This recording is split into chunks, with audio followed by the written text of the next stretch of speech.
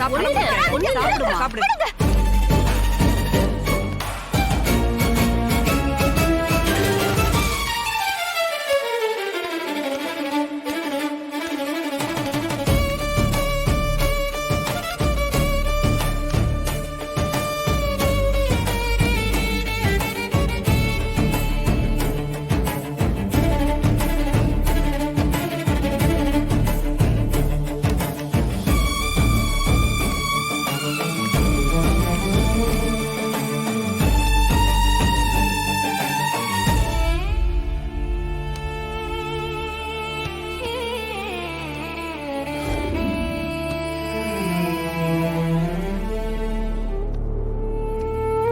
இப்படிதான் டெய்லி இப்படிதான் ட்ரீட்மெண்ட் நடக்குது.